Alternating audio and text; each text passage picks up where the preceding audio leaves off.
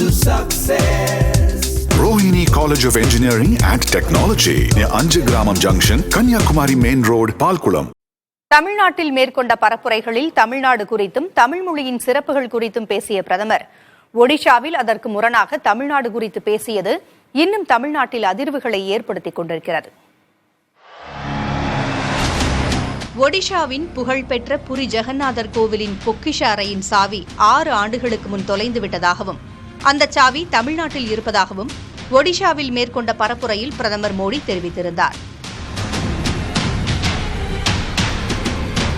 தமிழ்நாட்டைச் சேர்ந்த IAS அதிகாரியான V.K. பாண்டியன் ஆளும் பிஜு ஜனதாதள தலைவர் நவீன் பட்நாயக்கின் தளபதியாக இருப்பதால் அவரை மறைமுகமாக குற்றஞ்சாட்டும் வகையில் அமைந்த பிரதமரின் பேச்சுதான் இந்த சர்ச்சைக்கு காரணம். இதுகுறித்து பேசிய V.K. பாண்டியன், பொக்கிஷ அறை சாவியை மத்திய அரசே தேடித்தரட்டும் என்று பதிலளித்தார். மேலும் ஒடிஷாவை சாராத வெளி மாநிலத்தவர் என்று விமர்சிக்கப்படுவதற்கும் அவர் விளக்கமளித்தார்.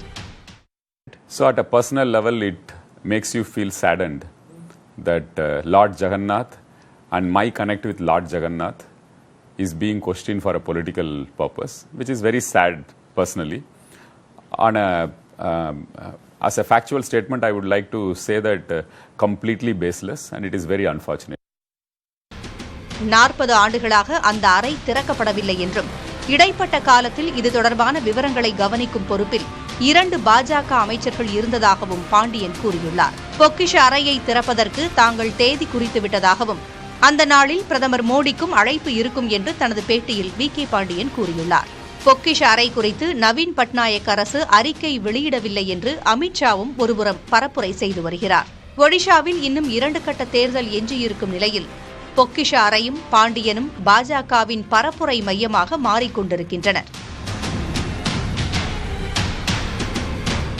இது ஒடிஷா விவகாரமாக மட்டும் முடிந்துவிடாமல் தமிழ்நாட்டு அரசியலிலும் நெருப்பை பற்ற வைத்திருக்கிறது. ஒடிஷா மக்களுடன் தமிழ்நாடு நீண்ட காலமாக நட்புணர்வுடன் இருக்கும் நிலையில் தமிழர்களை அவமதிக்கும் வகையில் பிரதமர் பேசுவதாக முதலமைச்சர் மு.க. ஸ்டாலின் கண்டனம் தெரிவித்திருந்தார். ஆலயத்தின் பொக்கிஷத்தை களவாடும் திருடர்கள் என்ற பழியை தமிழ்நாட்டு மக்கள் மீது பிரதமர் மோடி சுமத்தலாமா? தமிழ்நாட்டு மக்களை நேர்மையற்றவர்கள் என்று கூறுவது தமிழ்நாட்டை அவமதிப்பதல்லவா என்றும் முதலமைச்சர் தனது கண்டன குரலை எழுப்பியிருந்தார். தமிழர்களை திருடர்கள் போல சித்தரிப்பதா என்ற கேள்வியை நாம் தமிழர் கட்சியின் தலைமை ஒருங்கிணைப்பாளர் சீமானும் எழுப்பியுள்ளார். தேர்தல் முடிந்ததும் தனது உண்மை முகத்தை காட்டுகிறாரா பிரதமர் என்று சீமான் வினவியுள்ளார். எவ்வித அடிப்படை ஆதாரமும் இன்றி தனது அரசியல் லாபத்திற்காக 12 கோடி தமிழ் மக்களையும் தமிழ்நாட்டையும் கொச்சைப்படுத்தி பேசியிருக்கும் செயல் கண்டனத்திற்குரியதென்று அவர் அறிக்கை வெளியிட்டிருக்கிறார். தனது பேச்சை திரும்பப் பெற்று ஒட்டுமொத்த தமிழர்களிடமும் பிரதமர் மோடி வெளிப்படையான மன்னிப்பு கேட்க வேண்டும் என்று வலியுறுத்துவதாக சீமான் தெரிவித்துள்ளார்.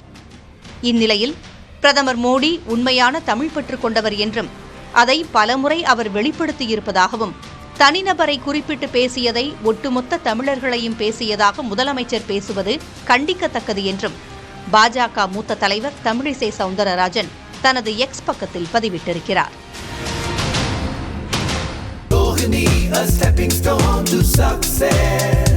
Rohini College of Engineering and Technology near Anjagramam Junction, Kanyakumari Main Road, Palkulam.